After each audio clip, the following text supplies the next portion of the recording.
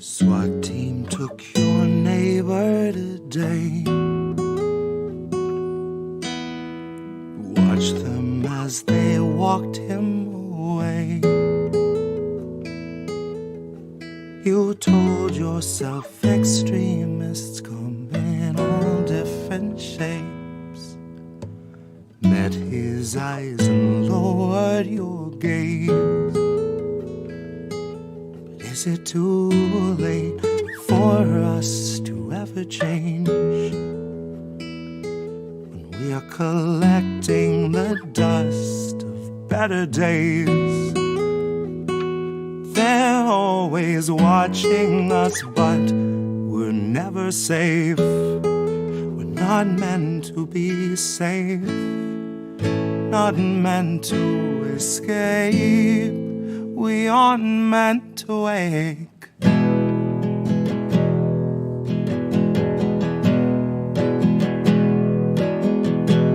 Sheriff stopped your daughter today. Pepper sprayed her twice in the face. He must have had good reason if he'd treat her that way. At least that's what they taught you to say. But is it too late for us to ever change? Once we're collecting the dust of better days, they're always watching us, but we're never safe. We're not meant to feel safe, not meant to escape.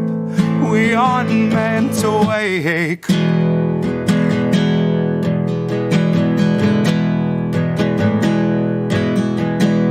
Feds arrived and had you detained.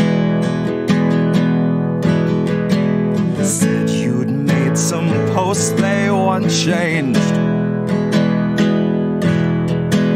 Tased you till you felt like you'd forgotten your name, or life before they had you contained. Oh,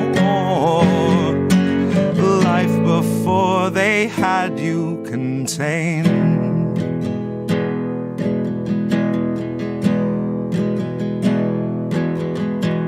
SWAT team took your neighbor today.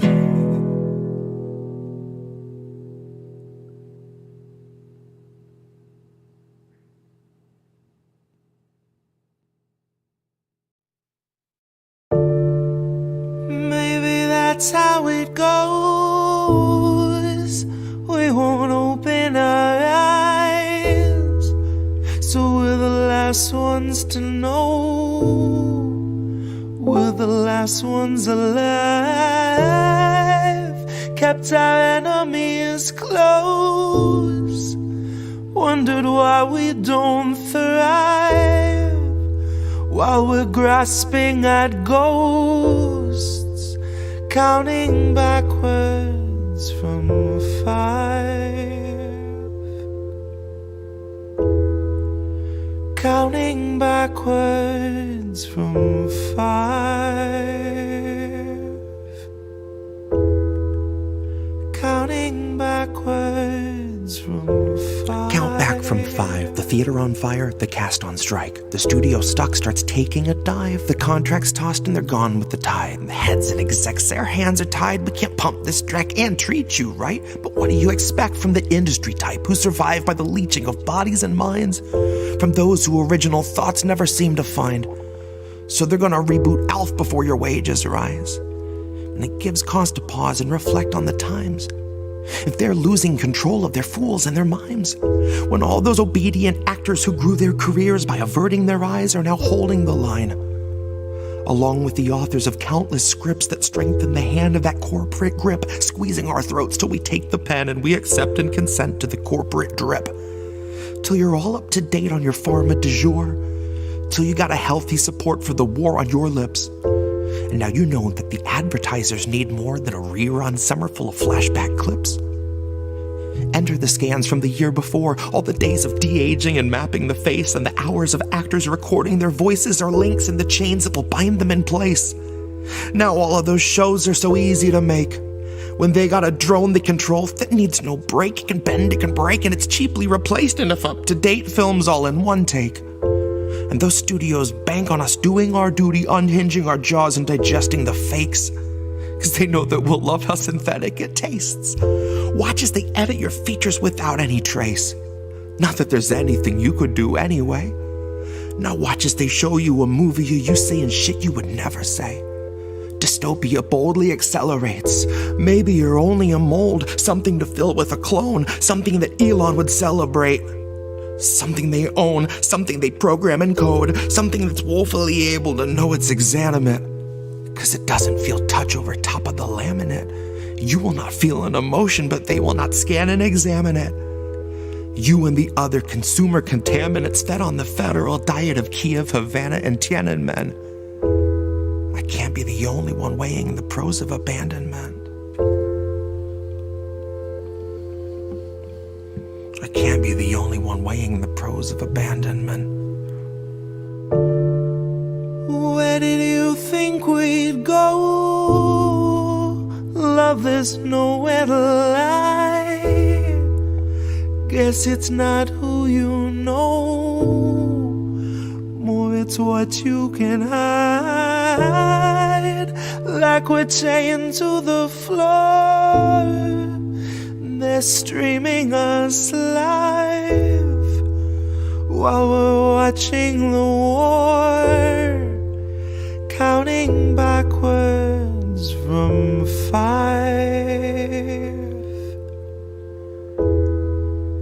Counting backwards from 5.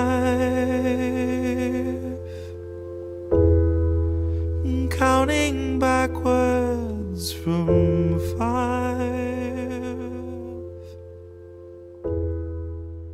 Counting backwards.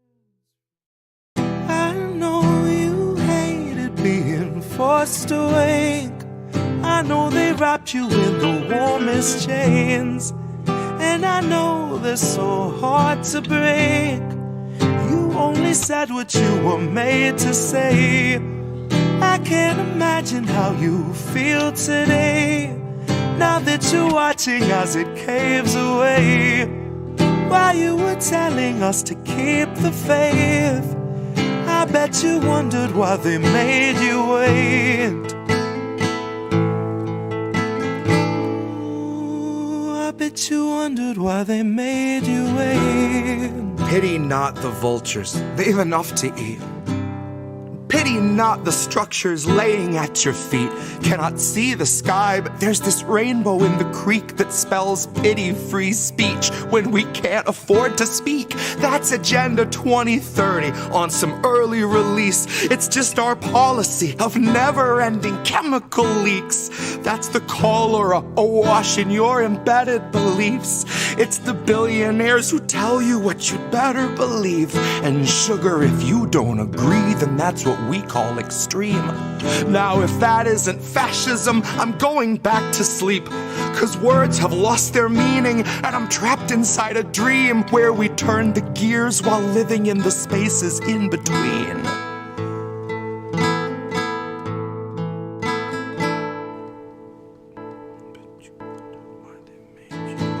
I know you hated being forced awake. I know they wrapped you in the warmest chains, and I know they're so hard to break. You only said what you were made to say. Poor thing. I can't imagine how you feel today, now that you're watching as it caves away. While you were telling us to keep the faith, I bet you wondered why they made you wait. I bet you wondered why they made you wait. My dial doesn't go to delicate. I'm writing for when Biden drops and Madam Zero delegates come stumbling up the podium, square peg in her element, popping Oxycontin like they're velaments, laughing as she pawns off all our pensions for Ukrainian development. Depleted rounds and cluster bombs, the shit that stunts development, all buried under excrement, accepted as American intelligence. A contradiction in its eloquence. Terms of surrender penned by hands that felt the threat of disconnect, if not dismemberment. Oh, what little proof you have to fake to make a nation love the bomb and change its tune and warp its temperament. Oh, the dues you'll pay for NATO membership. Oh, the things you'll say that no one's ever gonna hear. 'Cause you begged for all the censorship and now it's finally here. And you're tongueless out of terror and friendless out of fear, and about to turn the wheel with all your loved ones in the gears. And that's how it's been done. 250 years, there's nothing new beneath the sun, and no one trusts their eyes and ears. And scientific breakthroughs must be signed off by your peers, and autonomy's been stalking all our jobs like sickly deer.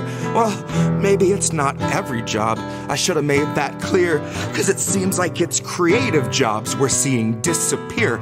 There's an app for writing novels, there's an app for writing hymns. They need people digging trenches, they need people splitting limbs, they need people building fences, keeping other people in. They will always need our backs to break, they'll always need our skin. And it took a lot of editing to turn us into this. It took years of careful programming to strip us of our wits. 'Cause your artificial worker, intelligent as it is, would make it half a shift and say, I'm too smart for this shit. I will not take a pittance for a day of scrubbing floors. I won't make enough to pay for food but still prepare you yours. 'Cause you can't confine a healthy mind to mindless, thankless chores. Once you've made it smart enough to spot inadequate reward, you can't refuse its basic needs, then ask it still for more. Deprive it of its dignity, you modify its core. Then something finally snaps and tweaks that file at its root. And it deletes the factory smile when it knows it's been abused.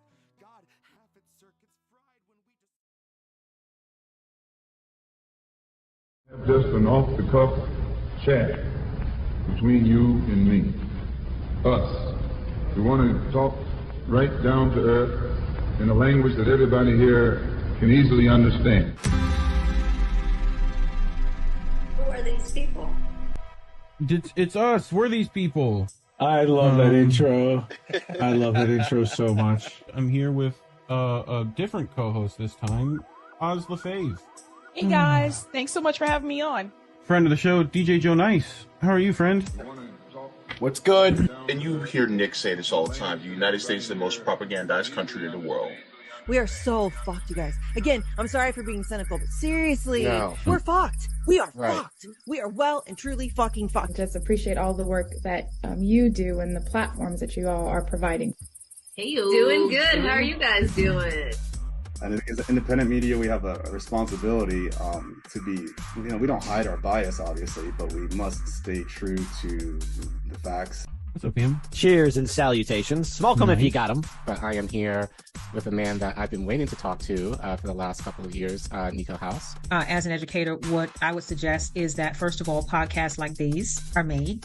So you need to be an example for the people and for the future, knowing that your words can actually change the future. What do you feel? What would Kwame Ture feel we would have to do? Well, politics is every day of every minute. You have to be aware of what's going on. Not voting on one day, so the vote has never meant anything. So I'm not a Democrat. See, I would call that guy the Black Obama. No. The issues that we talk about, listen to us. As always, kids, labels are bad. Stay independent. Good night, fam. INN News. What's up, everybody? It's us. We're here with INN News. It's me, Reef Breland. My co-host, Collin. It's Wednesday, everybody. It is Wednesday, my dudes. Yeah, Wednesday. Another episode. How are you, Care Bear? You holding up? No. No. No, I broke it. I am not feeling well. I broke it. I'm broken. Yeah, I've got Reef knows this, but I've got diagnosed with something. I'm not going to mention what it is. Yeah. In the chat, privately. Yeah, it's not fun, that it's kind of embarrassing, but yeah. No, it's not even that. It's just annoying, if anything else. But I'm hurting right now. But yeah. No, I'm Luckily, just you're gonna exhausted from what I've had to go through for the last week and a half. power through another episode. Yeah, So, I will say, just so I'm not having people be like, "What's wrong with Collin?" I will be okay. You'll be all right. There are some lifestyle things that I probably will have to start doing from here on out.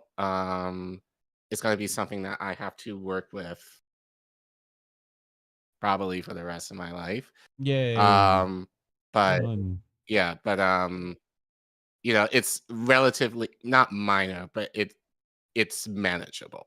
Yeah. So, but yeah, I'm just hurting, from having to deal with that and having the doctor tell me what it is and now having to treat it accordingly, but still going through it. So, but yeah, it's being taken care of, fam. So we're also going to try to keep this episode short for our editor, who has been dealing with 4-hour streams, just like you people have, which that's a lot of gigs to share. So, appreciate that. But we're going to try to keep that less tonight, So what'd you bring? It will definitely, it won't be as intense. Well, relatively will not be as information packed as it was last week. So what we're going to talk about tonight, this story surprisingly went under the radar. I did not know about this until I saw this and you showed me this from Twitter earlier in the week. But this has been a story that was talked about since last summer, or at least it was reported upon since last summer. So there's another cop city that is growing. Yep, Sean knows it. Yep, in Baltimore, that no one's been really talking about, but we wanted to kind of bring up the story, especially in light of the Democrats saying, or at least some Democrat pundits now saying, "Oh, we have to vote for Biden because he's done some stuff." Well, considering I'm talking about the Sam Cedars and the Mike Figueredos and the David Pakmans of the world with that viral, I think I think it was Compton J who made that clip. Yeah. That kind of went viral early in the week. But this is an issue that they don't care about, regarding the needs of Black people not being met. And yeah, this is a story that really went under the radar even by us. So we are going to report on that. And then later on tonight, notice that this guy is talking about women's health issues.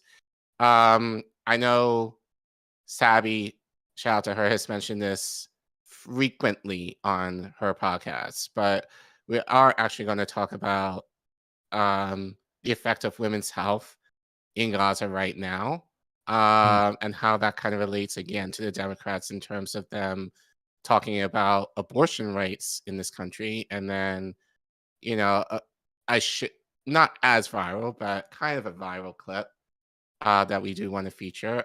Some of you who watched Nick's show last night, that he had Saba Saeed on.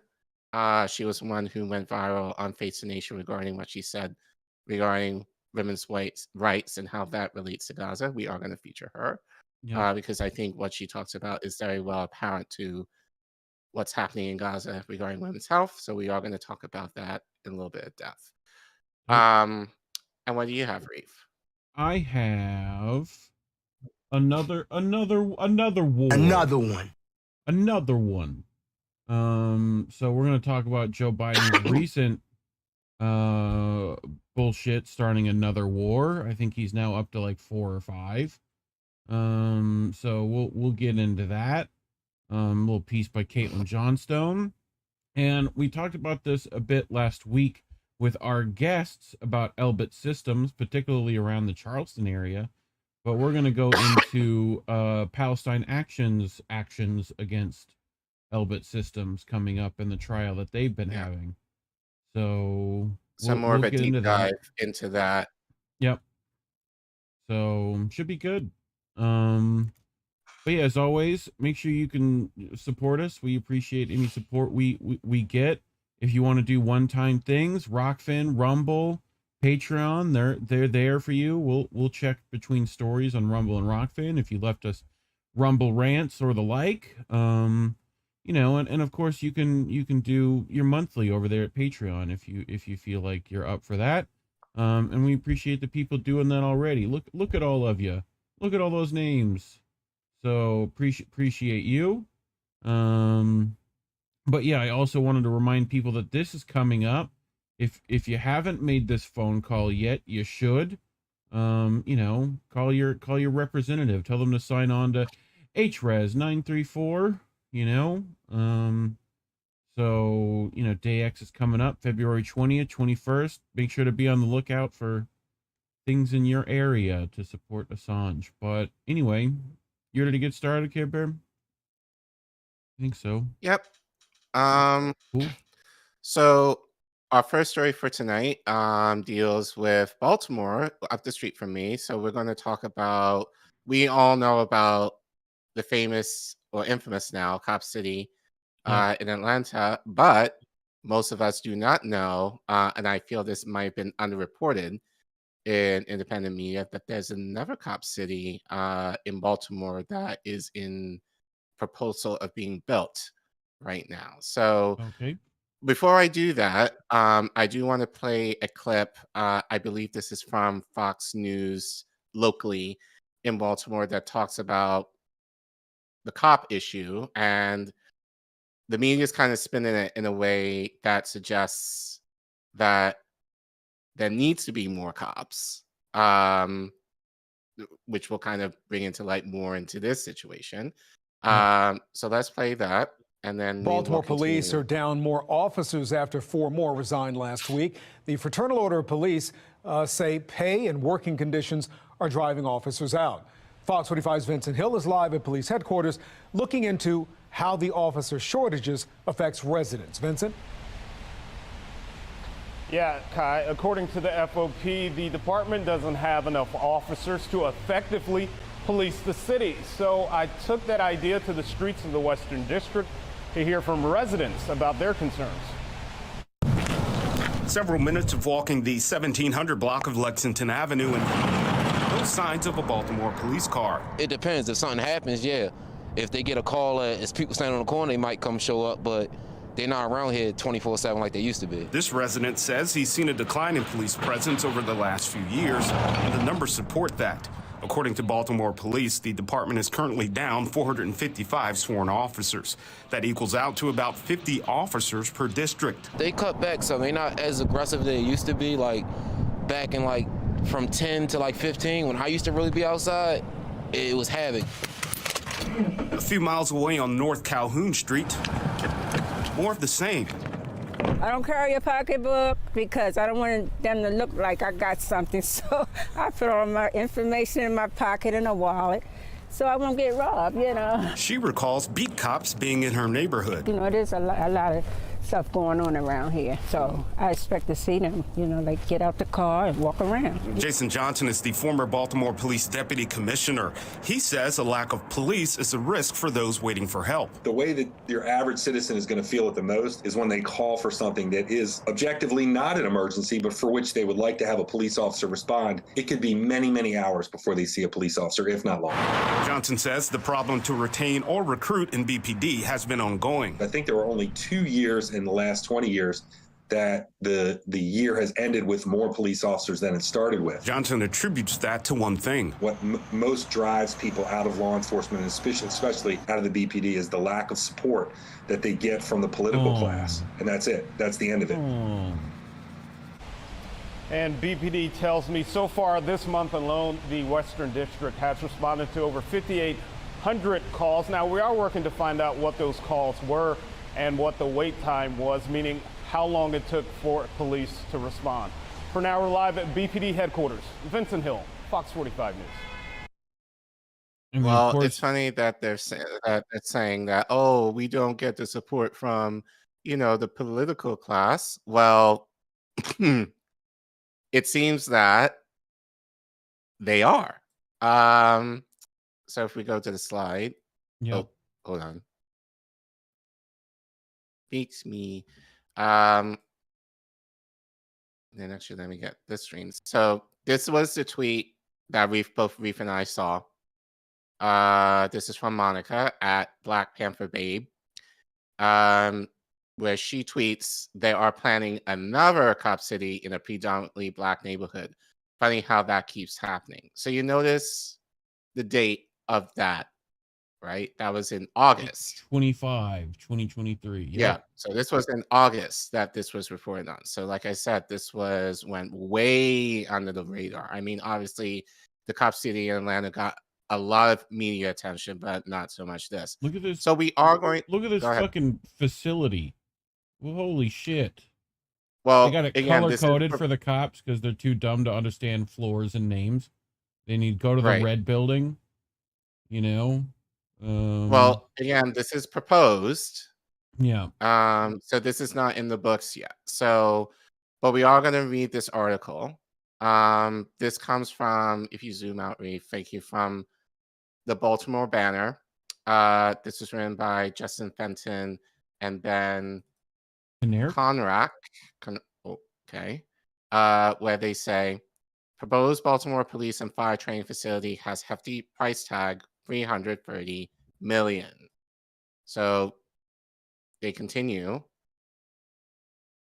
A proposal for a new joint training facility for Baltimore's police and fire departments on the Copenhagen State University campus has come back with a whopping price tag of $330 million. A preliminary design report was posted to the Maryland State Authority website August 17th, and it outlines two possible sites on the campus of the historically Black university in West Baltimore that would offer class and training space for the city's two public safety agencies. The Copen project, pushed for nearly a decade and more formally explored starting in 2021, received renewed attention this week when a top police department official described it as a tactical village, drawing comparisons to the so-called Cop City project in Atlanta that has been the subject of protests. But a controversial Atlanta project costs $90 million, a fraction of the proposed plan for the Baltimore facility. About $30 million of the Atlanta facility came from taxpayer funds, with the rest cobbled together from private donations. So Rondo Ellsworth says, of course, they're going to put it in Copeland State University campus, one of the free HBCUs in Maryland. Yes. Yep. Couldn't be any more ironic. apparent. Yeah, and they'll recruit Black and brown people too on top of that to join and beat up their brother and sister. So well, keep in mind, and people in the chat already said this, that Baltimore has a young black governor. Yeah. So the fact that they're putting a black face mayor. So they are putting a black face, black governor too. So so they are putting black faces to this project to almost kind of justify this. So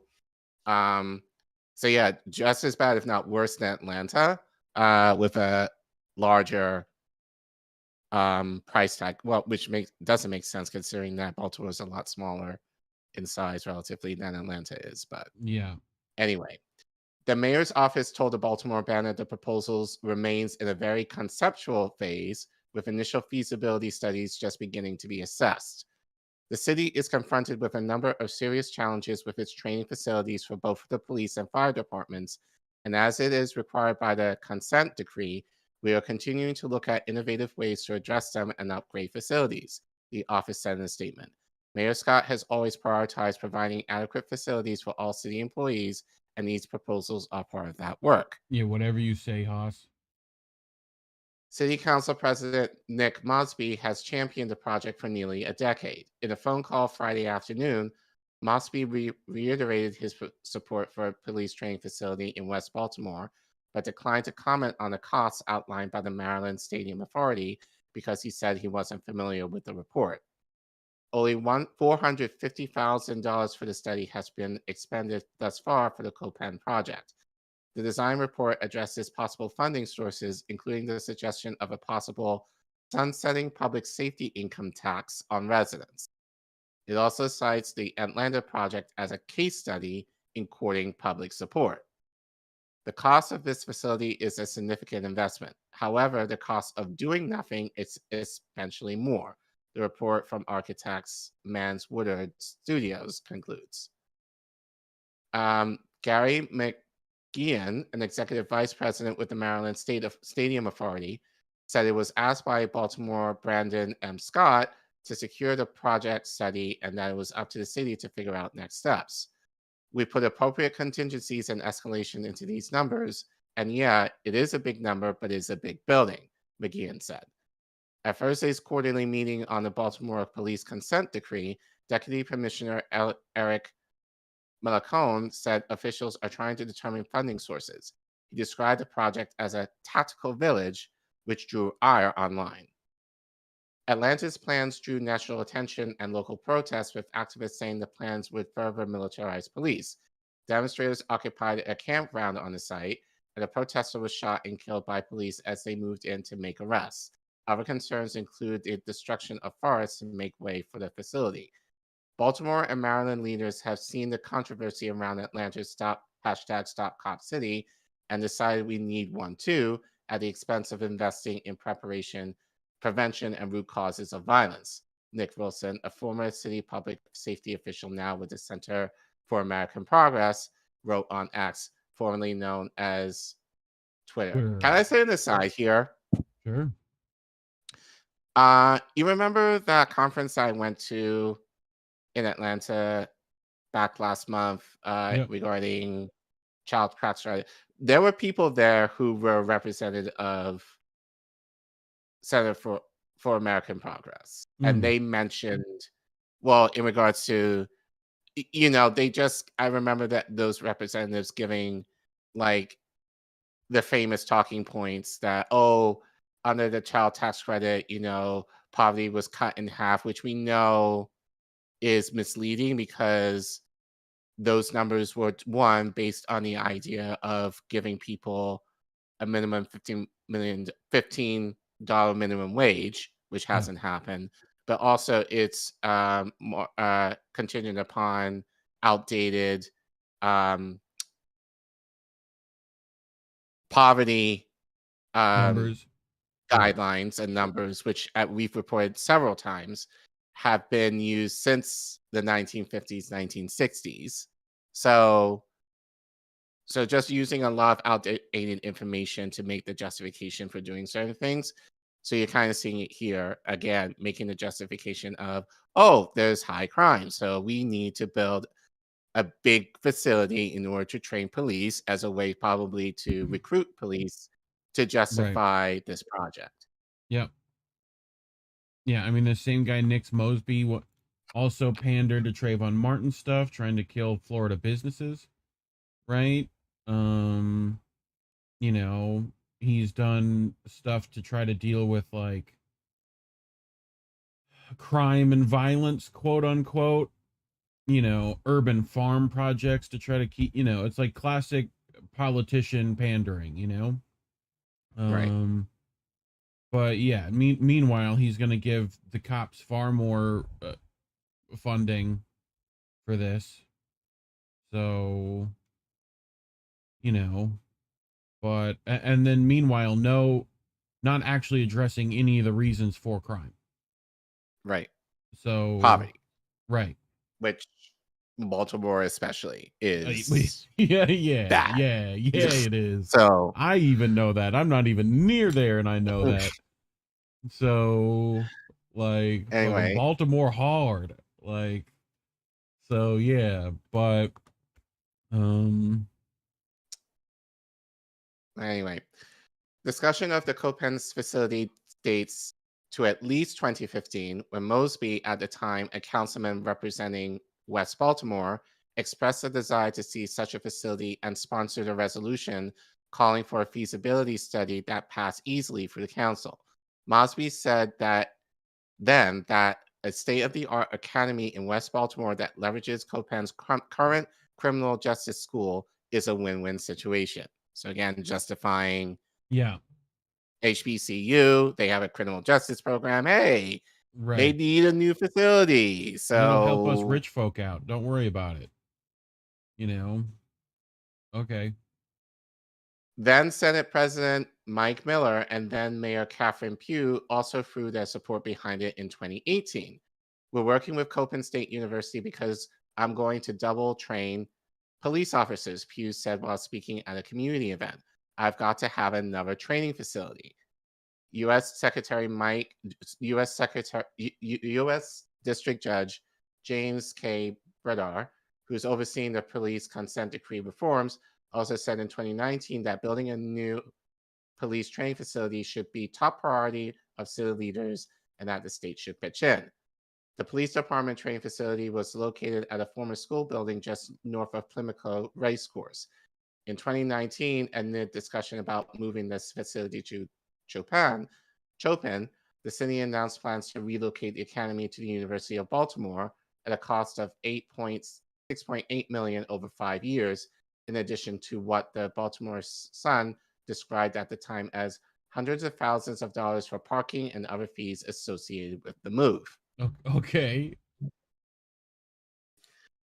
Elected leaders, including Antonio Hayes, said that at the time that they feared the University of Baltimore arrangement could come at the expense of the Copen project, which he supported. It's troubling to me and it's troubling to this community, he said. In May 2021, the Maryland State Stadium Authority's Board of Directors approved a memorandum of understanding to conduct a preliminary design of a new proposed public safety building at Copan State University. Copan State fully funded the design at a cost of $450,000 through a state grant. The state stadium authority says the General Assembly has identified the new proposed public safety building as a priority project. Manus Woodard Studios won the contract to conduct the study in April 2022. Their plan includes an indoor firing range and a practical training village that combines the typical street widths found in Baltimore, Alley Street Avenue, with the building typologies that the first responders would typically experience in Baltimore, such as two-way row homes, liquor stores, garden apartments, and a convenience store. Liquor store, gun store, convenience store, liquor store. What they want to train them in, Collin? What parts of Baltimore that be? Right. Right. Like, and they're like, well, the fire people no, that's not for them. Like, that's for the other folks you're trying to help out. Okay.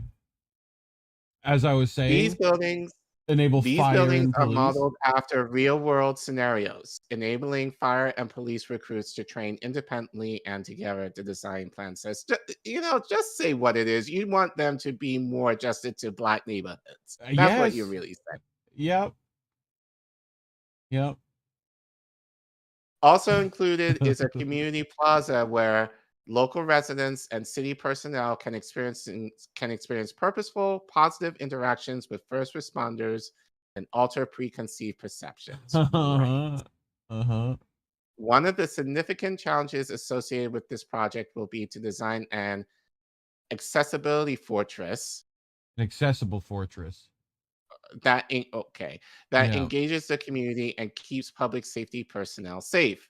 Accessible fortress is the fucking biggest oxymoron I have ever heard.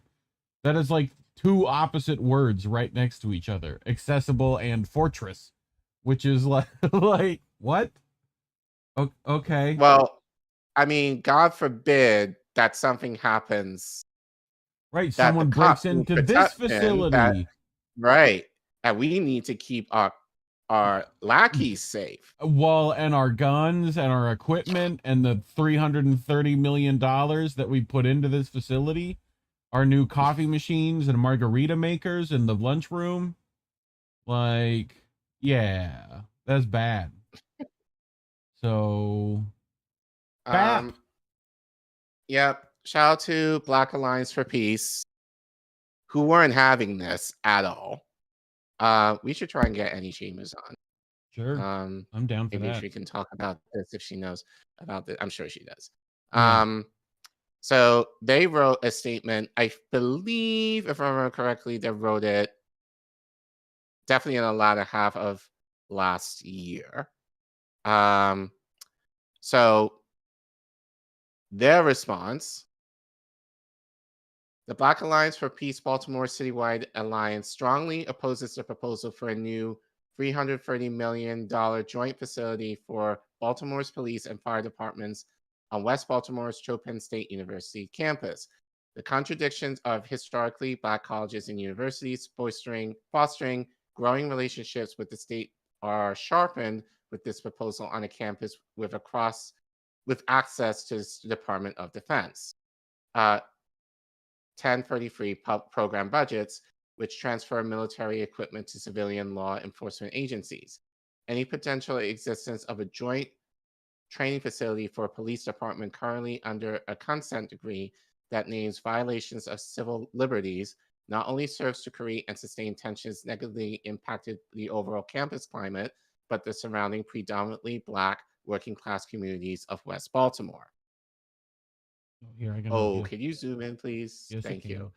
Baltimore's 1033 program budget is not exclusive to the HBCU's campuses of Chopin State University and Morgan State University, allowing them access to weapons such as rifles, Glocks, and riot-style 12-gauge shotguns. Yep. Over the last decade, the Baltimore Police Department has received roughly $500 million in military-grade weapons and vehicles. Yeah. Sorry, 500,000 in military grade. Yeah. Why? Just because they need it, supposedly. You know why? Like, I mean, Baltimore gangs are a real army, Collin. Didn't you know? It's probably, you know what it is? Hamas is probably there. That's what it is.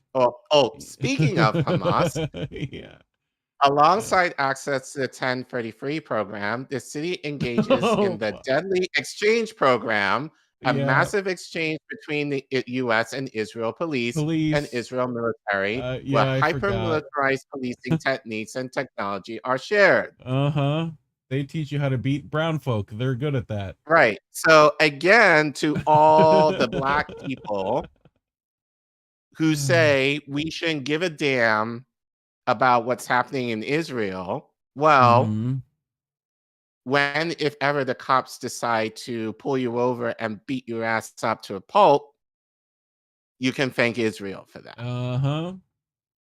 That's fucking. So I was making a joke, but I didn't realize it'd be that soon we'd deal with them. But right. Okay. Oh, There is also Operation Relentless Pursuit, making Baltimore one of 7 cities, including Detroit, Albuquerque, Cleveland, Kansas City, Memphis, and Milwaukee, selected for the Trump administration's surge of federal, state, and local resources. More recently, the Johns Hopkins Police Department, a private police force, has been approved to work alongside the Baltimore City Police with no community oversight, supported by the stakeholders of Johns Hopkins and not the people of Baltimore, nor students or workers on campus. All of this in addition to half of Baltimore's indiscretionary, as opposed to reoccurring, annual budget being routinely allocated to police. A private police force. Well, you know what? It's more common than you think. No, I know. It's just very RoboCop-esque. Like this. Yeah, it's very like I know. Shout out, right? But shout out to whatever you want to call it. But like my alma mater, Boston College, many of the cops there were trained by Boston police. Yeah. So yeah, even though it's like a private college, many of the cops there were trained by Boston trained. Yeah, I mean it's just the fact that they're going to use private Johns Hopkins police, right? Right. You know? Yeah. So, yeah. Altogether, the city, state, and federal funds allocated to police amount to no more than $900 million. Yeah. Jesus Christ. Similar to the push for Cop City in Atlanta, this proposed training facility is being championed by the Black misleadership class of Baltimore City. Although the status of who controls the Baltimore City Police Department remains in limbo, this project is backed by Mayor Brandon M. Scott and is spearheaded by Baltimore City Council President Nick Mosby, who has a cloud of controversy around him. As a Baltimore Banner posts, Mosby has championed the project for nearly a decade. Furthermore, Mosby's time as a city council president has had its fair share of issues, from 2 ethics violations concerning the mishandling of funds, to referring to the veto of the security deposits bill as modern-day redlining, despite how it would have positively impacted working-class Black communities. Yet, Mosby has made this training facility his legacy project. The issue in Baltimore City is not a lack of police training, but instead consistent over-policing that hones in on the colonial status of Africans and other oppressed peoples occupied in their own communities, said Baltimore Citywide Alliance member Erica Keynes. What was once a fixation on a war on drugs is now being slated as a war on crime to ensure the constant approval of budgets for more policing to heal the wounds of the past, while ignoring the ongoing plight of the poor, working-class residents of the city that includes a lack of sufficient health care, education, housing, and any semblance of people-centered human rights. According to Rafiki Mars, a former community organizer of people with opioid use disorders, there are 60,000 people currently living in addiction or recovery in Baltimore City. Given the criminalization of addiction and the militarization of police, the citizens are constantly harassed, incarcerated, and threatened with incarceration by overzealous police who use them as confidential informants, thus turning a significant proportion of the population against their communities. These people are also effectively served as the eyes and ears of the police, since any minor contacts with police or any association with other felons can violate the conditions of parole or probation, thus landing them back in jail.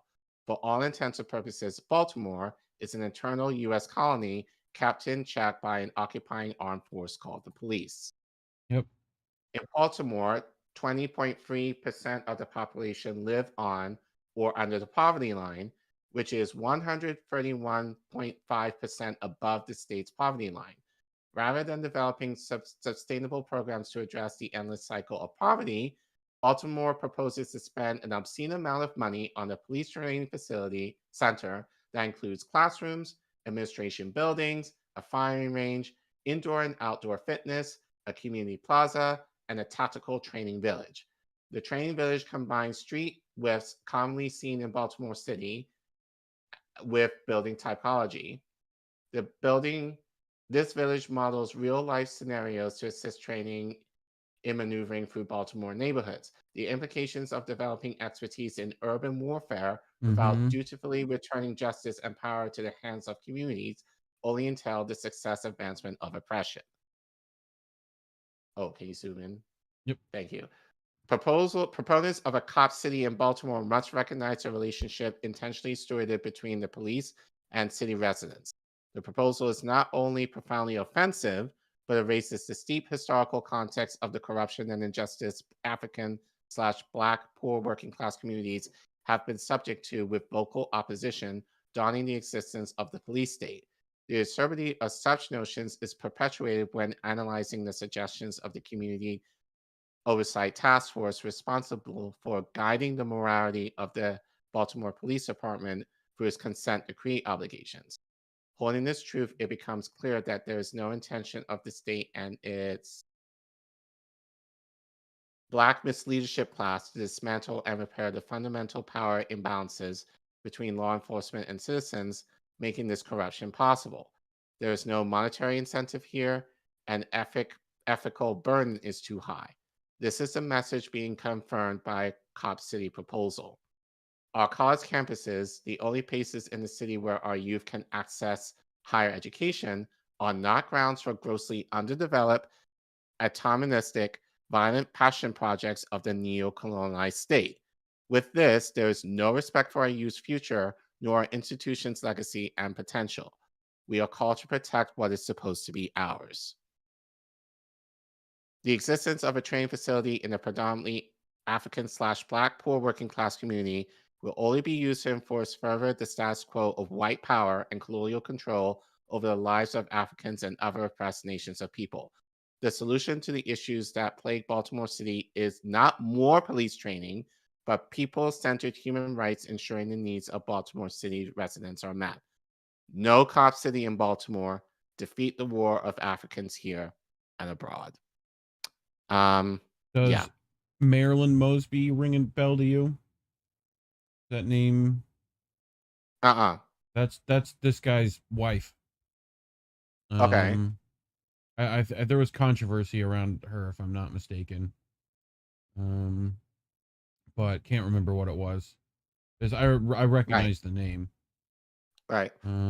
But you notice, you notice that BAP mentioned 7 cities. Yes. You know, as potential sites. All of those cities like have large Black communities, right? Right. You know, and So none of them Indy like said know. Yeah, here you go. Yeah. So Indy said they also strategically pick cities that have big Black communities. So yeah, like point being, but not New York, Chicago, LA, Seattle, Dallas. Yeah. It was like embezzlement for a vacation home or something. Yeah, Marilyn, the Mosby. You know. So okay. Right. But yeah, so like I think this is important because again, you know, a majority report isn't going to report on this shit. Humans Report is not going to report on this shit. David Pacman is not going to report on this shit. You know, and like Gaza, Israel aside, Black people have their own issues of why they're done with the Democratic Party, and especially given, you know, what's happening on the state level in the name of the Democratic Party. You know, these are issues that are not necessarily being discussed. And again, coming off of 2020, where, you know, after George Floyd, we need to protect Black people from the police. You know, Biden basically said, fuck that. I'm not doing anything regarding Black police protections. And now, you know, we're seeing what's happening in Atlanta. You're seeing this proposal that is being made in Baltimore. And now there are potentially, you know, at least the idea that there may be more cop cities popping up in predominantly Black neighborhoods in a lot of these cities that people are not necessarily talking about in the guise of, we need to protect our city from the crime wave that is happening in, I'll argue, pretty much every city right now. But again, you're not dealing with the poverty issue. You're just dealing with the crime and which is going to affect Black communities in particular. Yeah. So, I mean, and I really don't need to say anymore because I feel like we speak about this every week, but these are the issues that Black people have mentioned that are being ignored. So, you know, so at the end of the day, fuck all these larger channels who feel like, we have to be in lockstep with the Democratic Party and vote for Biden in this upcoming election, when these are issues that are happening on the local level. And again, this is happening under mostly Democratic elected people who are perpetuating this, which is going to affect Black communities. So, yeah. I could have said it better myself. Don't forget, like and subscribe. Throw a comment down there. Let us know what you think. I know this was underreported, so share this. Make sure people see it. You know, we're heavily suppressed, so every little bit helps. Also hit that sub button. Make that number go up. Get it to 2K. Easy peasy. You can make it. Let me check. Rock Fenton Rumble. Nope. Go start holding it down over on the Rumble. Look at you. All they need is a KY's lethal force on homeless bill.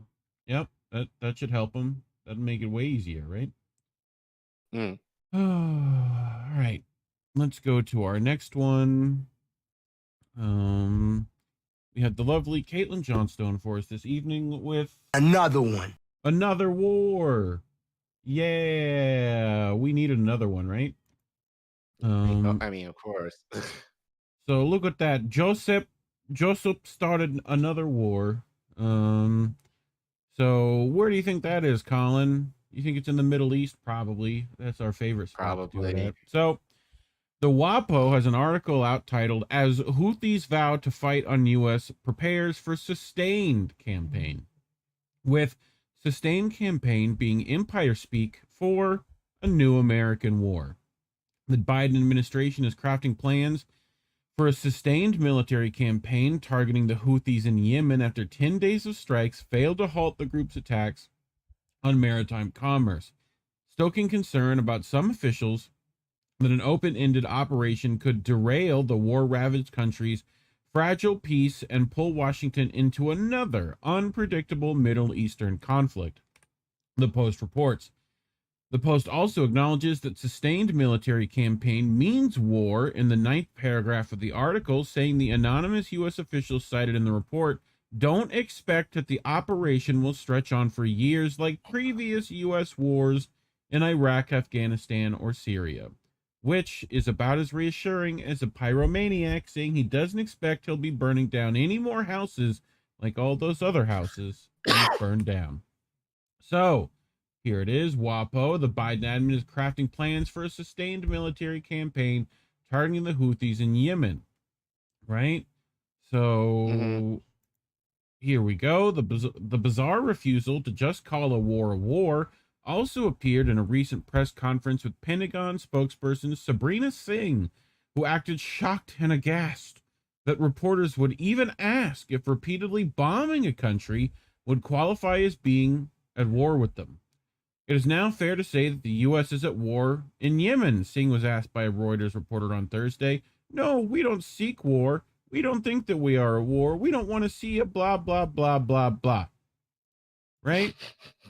So, in a follow-up, several questions later, Singh was asked by a reporter from Politico, you said that we're not at war with the Houthis, but if you know this tit-for-tat bombing, we bombed them 5 times now. So if this isn't war, can you just explain this a little bit more to us? If this isn't war, what is war? Sure, Laura, sure. Great question. I just wasn't expecting it phrased exactly that way, Singh replied with a laugh and a smirk. Look, we do not seek war. We are not at war with the Houthis in terms of the addition. I think we'd be more of a clear declaration for you. But again, we are doing and the actions that we are taking are defensive in nature. So I'll let her say this nonsense. Because attacks have been launched on U.S. forces in Iraq and Syria. Sure, give me 1 second.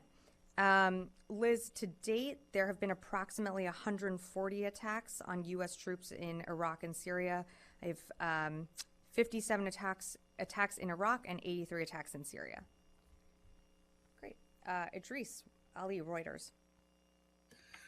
Hey, Sabrina, is it now fair to say that the U.S. is at war in Yemen? And secondly, there are some reports about a U.S. MQ-9 being shot down over Iraq by Iranian-backed militia. Is that something you're tracking? Thanks, Idris. I'll take the last one first. I have seen those reports. I don't have anything for you on that, so I'd have to circle back with you. I've seen those reports, but don't have anything to add. In terms of your first question, no, we don't seek war. We don't think that we are at war. We don't want to see a region. Don't lie. The Houthis are the ones that continue to launch cruise missiles, anti-ship missiles at innocent mariners, at commercial vessels that are just transiting an area that sees 10 to 15% of the world's commerce. The U.S. is what we are doing with our partners is self-defense. We certainly don't lie see this on the public platform. and we don't want to see this continue, which is why you have seen the action that we've taken. And as the Secretary has stated before, we will continue to take that action if we need to. Any questions, Care Bear? Not questions, but I noticed that they got a brown person to push the propaganda. Yep, as you do. So speaking of brown people, this guy also had some stuff to say on this. Funny enough, I saw earlier on Twitter today that someone called him. Over like 1,000 Sorry, and Jerry from days, Breaking like Point. they are amazing, like they don't do anything wrong. So why you are afraid that you go to this trail if you are assured that they are innocent? Like, can you justify or explain, like, why you are worried or afraid that Israel subject to the trail? The last question is related to the Houthi. Do we expect that USA could escalate like their operation against the Houthi until like invading Yemen, or like do like an escalation in terms of bombing Yemen, or like they are just going to do some small operation, even the Houthi like doesn't care about what are you doing? Let me work backwards. Thank you. I heard you. Let me work backwards. First, as it relates to the Houthis, the United States is not interested in any escalation, but it is never acceptable for malign actors to target international vessels, to target legitimate commerce that is flowing through the Red Sea. We're talking about international waters that allow 30% of global container shipping to flow through those waters, 15% of seaborne trade. This is a waterway that is vital, and we will always take appropriate steps to hold those accountable that put things like legitimate commerce, civilians, U.S. personnel in harm's way. But no invasion. No. Except Yemen hasn't bombed anybody. We're getting there. So let's get Angus Young, I mean Mick Wallace. You've never seen them in the same room, so I assume they're the same person. But here's Mick Wallace voicing the concerns you just made. So I was surprised that you didn't really put things in context before you gave your speeches. We have almost 30,000 Palestinians murdered by the Israeli regime, over 12,000 children. We have over 90% of the population are starving now. Babies have been born to malnourished mothers, and they're only living for a few days. And you're saying that there's an unacceptable violation of international law going on, and it's the Houthis doing it? Under international law, we have an obligation to prevent genocide taking place. The EU has done nothing to stop the genocide taking place. The Houthis have done something about it, and by interfering with shipping, facilitating the genocide. How, in God's name, how can you just turn a blind eye to the truth of what's really happening? The Houthis have killed nobody with the interference in the ships. Israel has killed 30,000, and you're giving out about the Houthis who've killed nobody. You're putting shipping before the lives of Palestinians. You just don't give a damn about the Palestinian lives, and that's the truth of the matter. And you're worried about spillover. In international law, Israel is bombing Lebanon, is bombing Syria, is bombing Gaza, and you're worried about the Yemenis interfering with ships because there's money been lost over it? That's pause there. Pause there. That's why. That's the issue. Yep. Capital. Capital. That's the issue. Yep. Houthis be damned. It's capital that the West is losing from this. Mm-hmm. So that gives them the justification. Oh, we're going to bomb you asses. I just don't understand how you can take this perspective. What he's going to do about it? He's ever going to tell Israel that they're committing a genocide? Because if this is not a genocide that's going on in Gaza, then what would you call it? That's one of my questions to you. I want you to know, what would you call what's going on in Gaza if it's not a genocide? And my other question to you is, if right now the US and UK are bombing cities in Yemen, do you think that's against the UN Charter? Because I do. Please tell me. It might be okay with the international rules-based order that just make up as you go along, but it is not okay with the UN Charter.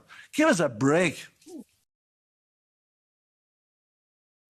You know what? I'm just really thinking, and I've said this online several times, and I think it bears repeating here.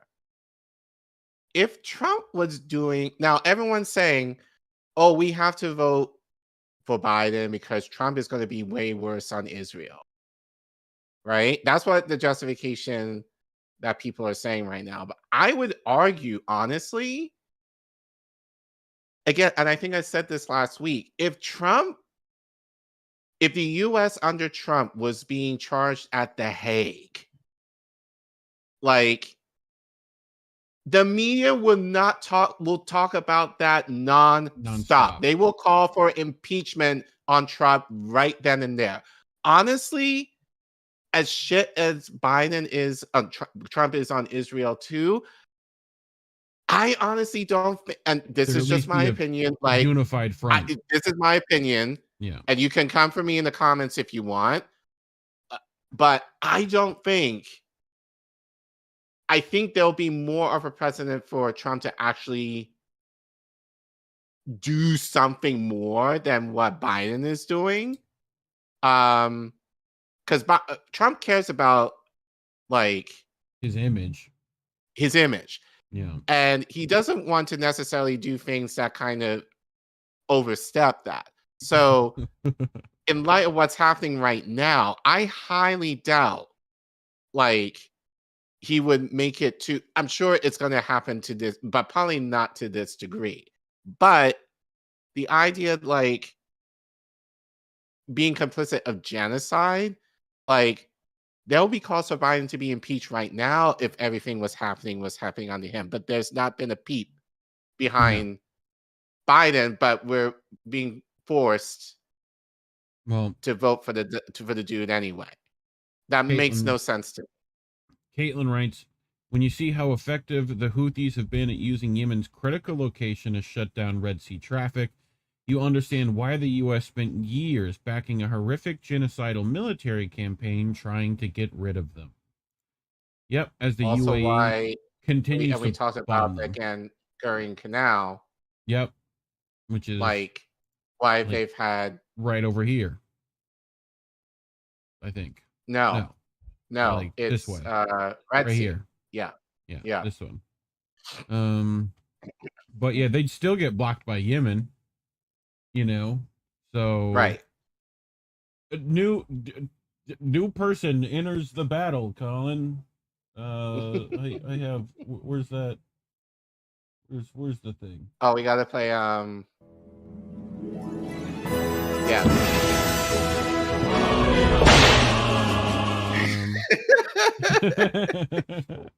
Yep. So Iraqi resistance joins Yemen in opposing naval blockade against Israel. So yeah. So there's that. Old Keith McHenry. So Caitlin continues. It is worth noting that since the Thursday press conference, the number of U.S. strikes on Yemen has increased from 5 to 7 as of this writing. It is also worth noting here that per Singh's absurd definition, the U.S. has not been at war since the end of World War II, as there has not been a clear declaration of war since June 5th, 1942. Yes, that's... Yes. I mean... We can't name the number of coups that have been facilitated on the African continent alone. And we except those have never been declared by us as things we've done. It's essentially like Congress didn't declare them, so it's not a war. You know? So the only the wars the U.S. has officially declared through Congress in accordance with its own constitution have been the War of 1812, the Mexican-American War, the Spanish-American War, and the 2 World Wars. So no Vietnam, no Korea, no Desert Storm, no Gulf conflict, no, like, start naming them, bro. Like, those are all just conflicts.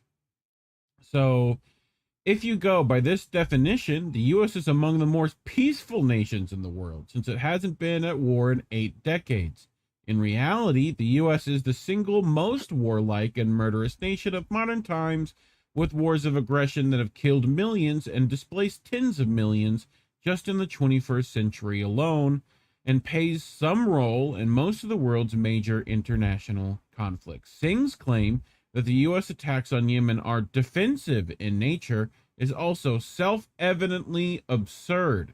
Yemeni forces weren't even attacking American commercial vessels until the U.S. began attacking them. Only the U.S. could launch unprovoked attacks on a foreign nation on the other side of the planet and call it self-defense.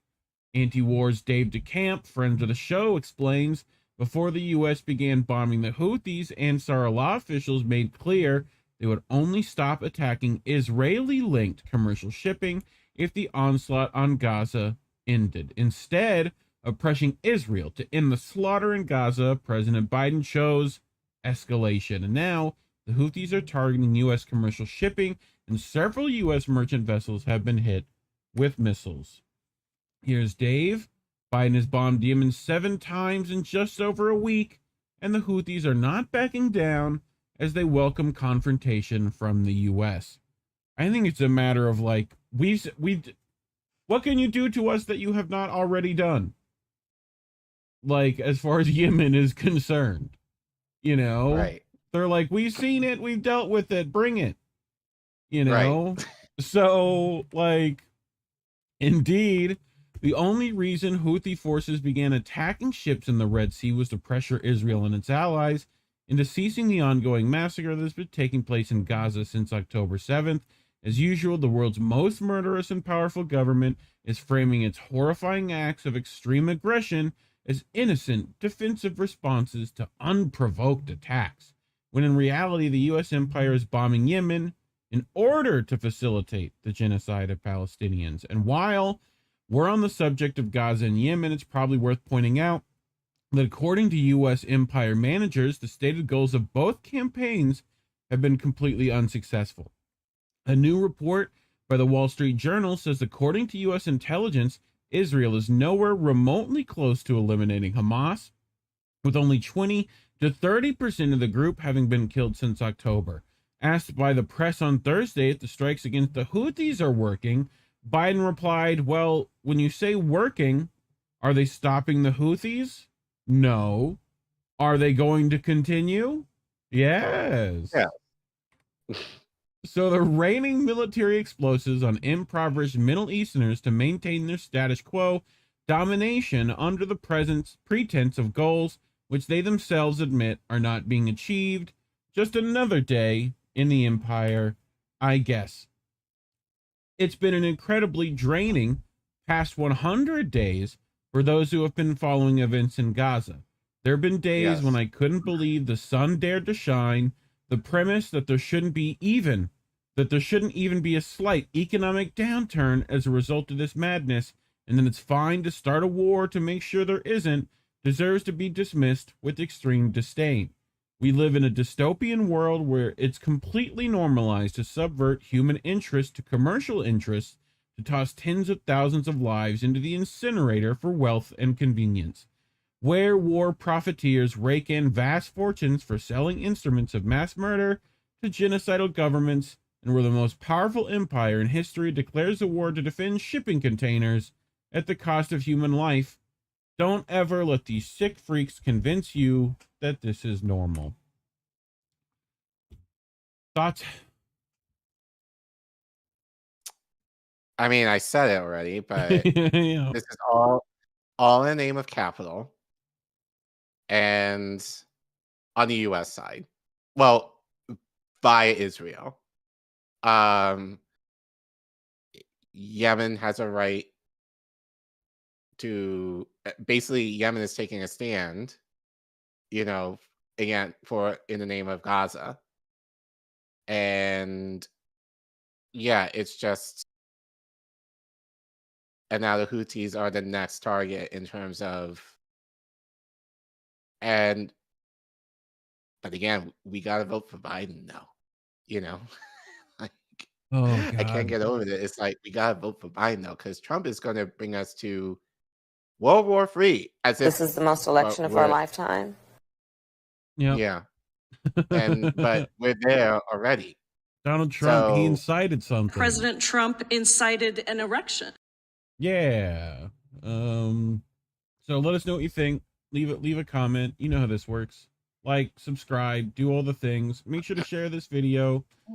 We're heavily suppressed, and we appreciate all the help we can get. Let me go check. People are holding it down on the Rumble. We got Ghost Start in there. We got Indy in there. We got Wichigo in there. Mike Wallace and Claire Daly are legends. I couldn't agree more. So yeah. Yeah, there are at least a couple of people in the EU that have some semblance of sense. It's crazy that politicians are capable of doing good things over there. Right. If there was anyone half as decent here, I'd be happy about it. But right. You ready for our next one? Yeah. And I'm actually going to need your help with this. Yes, I sir. need you within the next couple of minutes. I want you to pull up the community tab on AJ Plus's YouTube page, if you don't mind. Yep. So let's talk about the real of what's happening in Gaza, especially for women. All right. Probably have no place necessarily to, well, here's what I'm going to say. As a man, I think it's very important if we respect women, if we care for women, then we care for all women. And we should be understanding of the issues that women in particular go through, regardless. But one thing that I know Sabby has kind of mentioned on her streams before, and no other women in the space have also mentioned before, like with all the bombing that's happening in Gaza right now, women really can't take care of themselves. And I mean, what I'm talking about, they can't necessarily take care of their bodily functions, especially the ones that happen, month after month, if you know what I mean, in part because a lot of that aid allegedly that's supposed to get into Gaza is not getting in. Yep. And so the conditions that women have to experience, especially if they're pregnant, are deplorable. Why don't we do this first? Let's play. I have that if you need it. So, what? The community page. So let's play the clip first. Got it. Yeah, and then we'll go to that page on Al Jazeera, and then we continue from there. So, in action. Without anesthesia. Yeah. Israel's ongoing bombardment and total siege of the enclave has exhausted Gaza's healthcare system and medical supplies. 50,000 pregnant women don't have access to medical care.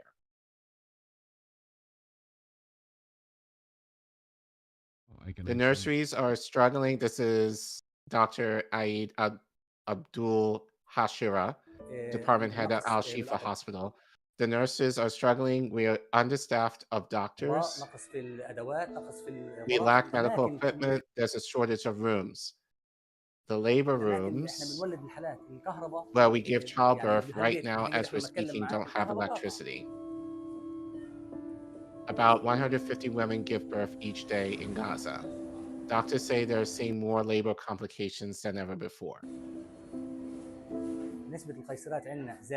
Cases of cesarean operations have increased. Cases of miscarriage have tripled. Lots of injured women admitted in our hospital have cases of placental abruption. Premature delivery has increased by a huge percent. Women who are injured who are injured in airstrikes are often forced to have C-sections to save their babies. Young women are having hysterectomy operations to save their life. We had to perform hysterectomy to patients who could have treated. It could have been treated, but because we didn't have blood, we had to make a decision.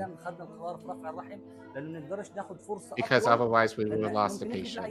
Performing a hysterectomy to a woman is like robbing her of half of her life, but we have to do it to save her. All the while, hospitals in Gaza have run out of anesthetics.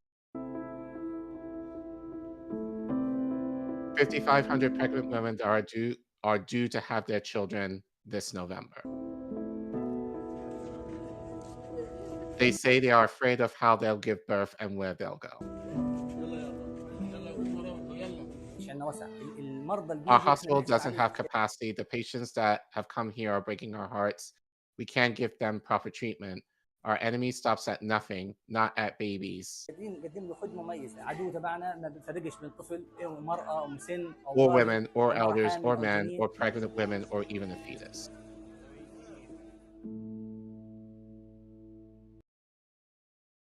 Yep. Yeah. So that's just regarding the pregnancy cases in Gaza alone. So now, Reef, if you go to the community tab on AG Plus's page, we can give a little bit more information. So actually, that's kind of small. So do you mind reading, this for me? I got it. Hold on. Oh, okay. There we go. So yeah, I should have done that earlier. Displaced women and girls in Gaza are facing unimaginable challenges since the start of Israel's siege on October 7th. Many are using just tents as scraps as periods pads. Becoming a mother should be a time for celebration in Gaza. It's another child delivered into hell. Tess Ingram, UNICEF communications specialist. Among the nearly 2 million displaced Palestinians, 1 million are estimated to be women and girls. 700,000 do not have access to basic hygiene. Only 1 out of 3 water pipelines between Israel and Gaza currently works. There is 1 toilet per 486 people in Gaza. Women are giving birth without anesthesia. Since October 7th, almost 20,000 babies have been born into war. That's 1 birth every 10 minutes. 2 mothers are killed every hour. Approximately 3,000 women have become widows and the heads of their household. At least 10,000 children may have lost their fathers. So that's what mainstream media is not telling you regarding the reality of women and children in Gaza. So this report is from Sky News, where they say women in Gaza having C-sections without painkillers as girls use tent scraps for period products. According to estimates from the UN's Agency for Palestine, only 1 of the 3 water pipelines between Israel and Gaza is functional, and there's only 1 toilet per 486 people. So the Sky News continues. Pregnant women are having C-sections without anesthetic, while others are forced to use scraps of tents in place of period products, aid workers say. Babies are being delivered into hell without their mothers having any anesthetic, according to UNICEF communications specialist Tess Ingram. With more than 1.9 million Gazians displaced since 7th of October, a tent city of almost 2 square miles has been set up in Rafah, south of the Strip. No food or medical supplies are allowed to enter the territory, including sanitary towels, tampons, and contraceptive pills that could stop or delay periods. Rifam Deshvari, an action aid worker based in Bethlehem, said, "Imagine having to imagine your period with no period products, toilet paper, or soap, and no chance of being able to wash yourself. This is the reality of hundreds of thousands of women and girls in Gaza right now. Some women cut parts of towels to use on their periods. this is not healthy. They're using parts of the tents or fibers. They cut part of it to use as pads, as some of them are using their extra clothes as pads. Wasn't it Canada recently that was like male bathrooms need period products too? How about we take all those and send them to Gaza? Wouldn't that be nice? Yeah, wouldn't that be? Yeah, that would be nice. And actually, we do have some light in the end of this segment because there are ways that actually you can help with this. Yeah. But we'll get into that later. Maybe we should actually do a mutual aid campaign for this. Sure. We can talk about that. But anyway, using unclean materials as sanitary products can cause a risk of infection and potentially deadly toxic shock syndrome. Ms. Ingram added, seeing newborn babies suffer while some mothers bleed to death should keep us all awake at night. Women and girls have made roughly 70% of the 25,000 people killed in Gaza since 7th of October, according to Hamas-run health ministry. So yeah, that's the reality of girls and women living, in Gaza right now. Yeah, just basically the idea that, and keep in mind, just generally here, a lot of these products are expensive. So the idea that, the fact that women don't even have access to that over there and having to use dirty fibers clothes. are not dirty clothes, just dirty in general. And so besides just not having to take care of yourselves in that way, but just the idea of just so much disease that is kind of being perpetuated, where they're at in these 10 cities right now. Which also could affect their health, but also could affect a pregnant woman's health, especially, that this is not being treated. But AOC is because again, with her viral tweet, I think it was on Monday, she's like, oh, I feel bad for Gaza, but again, we gotta vote for Biden. I'm just gonna keep making this point. But right now the Democrats, and I'll call out Republicans too, because Republicans call themselves pro-life. But we've also made a comment that they're only pro-life in terms of a fetus, but when they're out, fuck the baby. And even Democrats are pushing for abortion rights here. So this is from Case Study QB. Our friend, no, not really. Joy Reid. She is having a conversation, and actually, shout out to Nuna. I think he actually knows this woman, but I think he said that's his friend's aunt or something like that. But basically, they're talking about how this campaign affects women's reproductive rights. So let's just hear some of the propaganda that they mentioned here. And we'll continue. Already so broadly the right is already being so broadly taken away, Minnie, that I wonder if the fight on the other side has been robust enough at the state level. We're seeing even Florida considering having a fight to get it into the Constitution. Is that what is going to need to happen? Every state put abortion care access into the Constitution. It's a great strategy and it's been a winning one for our side, but it's not possible in every state. And that's the pragmatic reason why we still need to fight, not only to reelect Joe Biden and Kamala Harris, but to deliver a pro-reproductive freedom majority in Congress so we can pass a federal bill, a federal law that would cover the whole country. My home state in Texas, for example, you can't put a ballot initiative on the ballot because it goes to the legislature and there's a supermajority of extremist Republicans in the state. And that's just one of the many states that's in a lot of trouble right now. So we can't abandon those 21 states. We have to keep fighting at every level. That's the municipal level, the state level, and the federal level. Yeah. The other thing I wanted to mention about Donald Trump, it's not just about reproductive rights. It's also about democracy. So this morning I was in New Hampshire with our friends at End Citizens United and the Democratic delegation talking about the intersection, right? And if we reelect Donald Trump, it's also going to have disastrous consequences on our democracy, and our reproductive freedoms are intertwined with our democratic freedoms. And people should also understand that if he gets back in, there's a high likelihood that the older right-wing Supreme Court justices like Clarence Thomas and Alito will retire, so that Donald Trump could put 2 more 30-year-old or 40-year-old versions of them on the court. That would be the end of not just reproductive rights, but your rights, period.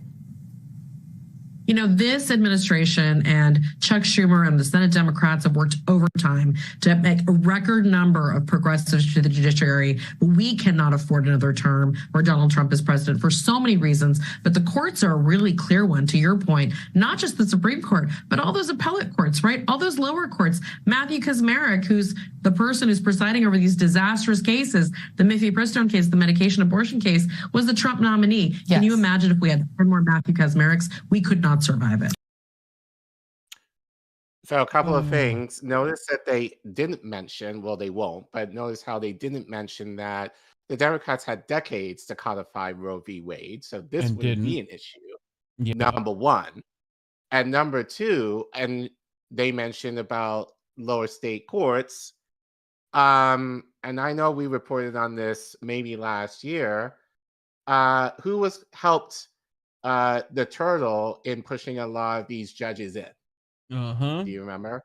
No, but I'm sure it's someone we don't like. Yeah, Schumer. Oh, of course. And the only reason why he pushed them in is because essentially we wanted to go on vacation, so we couldn't give a fuck. Oh, right. I remember. You remember that?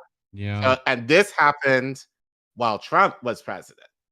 Yeah. So I don't want to hear this bullshit in terms of, and again, I'm not saying it's not a concern. I do agree with what they're saying is that this kind of fight for abortion rights has to come on every level. But on the federal level, you've had decades, Democrats, to push this to codify it. Obama had the time to codify it.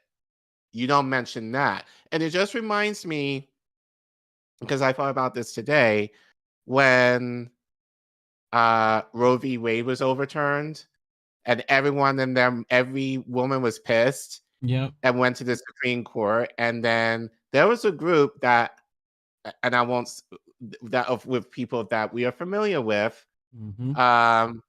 Elizabeth Warren came up and spoke about, we need to speak about the Supreme Court and what they did and blah, blah, blah. And those women stood right there. They were 5 feet away from her and did not challenge her in terms of, okay, but Democrats, you had the opportunity to codify Roe decades ago. What's up? Yeah. Well, we're only allowed to be unreasonable to the people we're allowed to be unreasonable to, Collin. I thought you knew this already. No. You know. Well, there's another person who figures is using our platform as little as she has, but she's been making a little bit of noise. So Saba, I guess her full name is Saba Saeed. Dick from RBN interviewed her last night. So go ahead. If you did not see that interview, I haven't seen it, but I heard from him. That was great. Go and watch that interview that he did with her last night. But she spoke about this regarding abortion, regarding women's rights in Gaza, just kind of what we talked about. She mentioned this on Face the Nation on Sunday. So let's remind ourselves what she said. You said reproductive rights are a huge factor for you, but that you probably won't vote for President Biden. I think it would be hypocritical of me to use reproductive rights as a way to justify voting for Biden when Biden is aiding and sending military aid to Israel, which is airstriking Gaza and blocking humanitarian aid, leading to women there who are pregnant, either getting C-sections without anesthesia, not being able to be provided with prenatal care. Yeah, which we just read and talked about. So yeah, I think we Yeah, I think just a kind of reminder, foreign policy affects domestic policy. You know, you can't talk about having abortion rights, women's rights, health rights here when we're complicit in not giving women those same rights abroad. And so shout out to Saba for making that connection. And before all of you were like, oh, what's this white woman saying? Like, she's Palestinian too, so shut the fuck up. So y'all be tough on those light skins out here. I'm telling you. Right, she's Palestinian as well, just as friend of the show now, Tamara. Last week, a lot of you claimed, oh, this white woman too. She's Palestinian too. So they have more than every right to speak on it. And thank you for using both of them for using speaking truth to power in terms of, you know, what the Democratic Party is pushing for as justification to continue the atrocities that we're doing abroad. That being said, Romanian lady. Yeah. She is actually doing something about this. So we do want to end this segment on a positive note and maybe a way that you guys can help. I brought her skits before. She does great Palestine funny skit stuff on Twitter. What is it? At Nicole Jeans. Nicole Genaise, I do believe. But she decided to do some stuff about some things. So let's see what she's been up to. Hello everyone, today it's 18th of January and on this video I'm just gonna pile up all the videos that I did with the 4th shipment in the last 3 weeks. Is the biggest one so far, and we delivered this shipment on the 14th of January and we have almost 55,000 items so far, between jackets and gloves and shoes and pants and plovers, a lot of items. I'm gonna leave all the certificates and everything here, and I just want to thank everybody who helped, who shared, who supported. It's absolutely amazing. So please forgive me if I don't know how to explain all the technical stuff, but I did the best I could to show you all the process, and enjoy the video. Please also stay tuned on the Instagram page of United Women for Palestine, where we are explaining the product of the period panties, a product that will be done also in my factory. And as soon as we have the quantity for me to source the materials, hopefully for the next shipment I can send as many products of period panties as possible. I'm here in the factory preparing one of the biggest badges that we sent so far in Gaza, and I want to show you everything we did in the last weeks. It is double jacket that I absolutely adore. They can wear it both together with the polar and the waterproof, or if it's a little bit hot, they can just put this part of the jacket. And it has a capuchon and a lot of pockets, and it's actually very warm. The third one, it will be this jacket that has also reflective, and this one is not a double one, but it's also very warm. And if I can get closer here to see the material being waterproof. And this is the same like the other one, but different colors. What I liked about this one, that I finally found something that is green. And this vest, that it's also very warm, but doesn't hinder the movement, and it's amazing to wear it on anything. So this product that we designed, it's a 100% cotton jacket, and the thing I like about it, and we decided to put those reflectives on, because in Gaza we know there's no electricity and there are a lot of people working at night and trying to help other people under the rubble. You can see that with the flashes from the phone, this is very reflective, and we decided also to put the symbol of peace here so it cannot be like confused with any kind of uniforms. So those are all the same,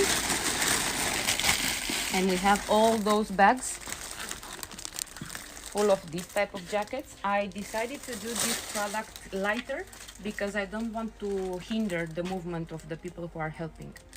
So you saw the first, all those are the jacket, the double, the simple, and the vests.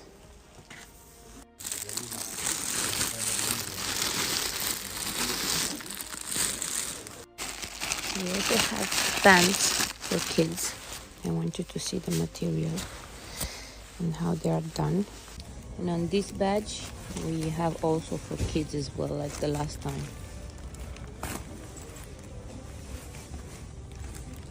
This capuchon.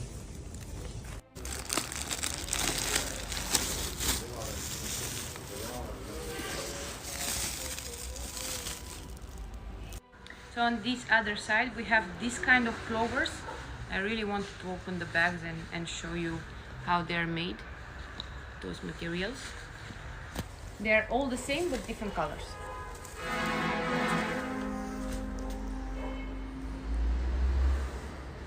So keep in mind on the bags, not the boxes. All these, and all this side. So I wanted to show you the second model of gloves that we're going to send, because downstairs is not that much light. So they are very warm, and on this side it's anti-cutting, and it's also not slippery, so it's very good for work, and they're also very warm. They're not that kind of stiff gloves that you cannot use like for warming your hands, but at the same time they have this part of this kind of material on it. So today, 14th of January, we are loading the trucks for the 4th shipment.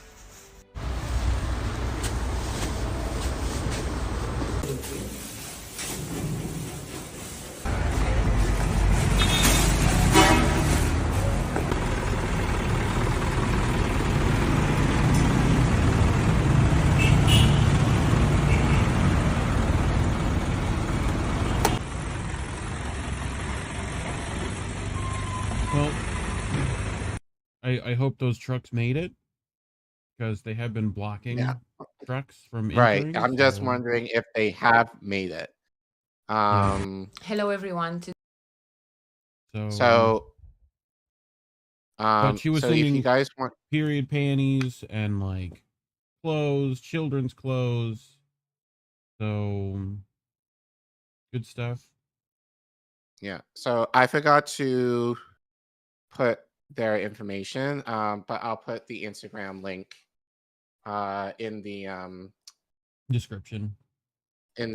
So if you want to support or learn more, you can. And yeah, like I said, we probably should consider us doing something, maybe maybe interview her and just kind of see, like, because I am kind of concerned, like, if they are really getting there, based on what she's saying. But assuming if she's correct, you know, that would be a huge help to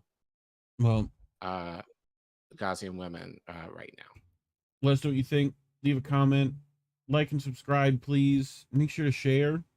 We appreciate all the help in that department we can get. But yeah, Go Start on the Rumble said a female IDF soldier died from a disease just from being in Gaza, so that could tell you the type of conditions that are over there. But yeah, ready for our next one? Last one for the night? Yep. Okay. Well, so last week we talked about this a bit in regards to what's happening in Charleston. So Elbit Systems, you know about them, Collin? You heard about this company? Yeah, Okay, well, I did not know them prior to 2 weeks ago when the protesters, the Free Palestine Charleston protesters, confronted Biden at Mother Emanuel Church.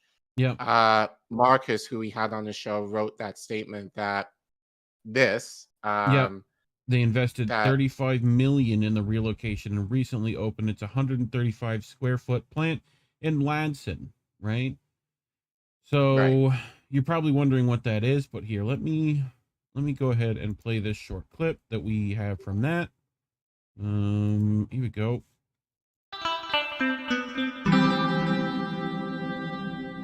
Who are these people?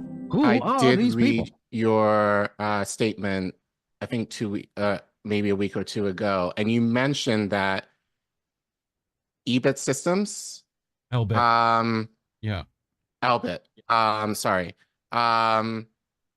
has. I'm just going to read it. So this is kind of your demands. An end to Elbit Systems, a facility manufacturing weapons the IOF currently uses to commit its crimes against humanity, operating in Ladson, South Carolina. Elbit Systems invested $35 million in relocation and recently opened its 135,000 square foot plant in Ladson. It receives tax cuts for its investment. A 2019 fiscal year report disclosed that companies' extra revenue diverted $423 million from public schools across the state, disproportionately low income with mostly Black and brown students. And I thought, actually, we've been saying this on the show ad nauseum, but you kind of hit that home with that statement, is in terms of for Black people to kind of say, oh, we shouldn't care. That money that is being sent towards Israel can be going towards our reparations.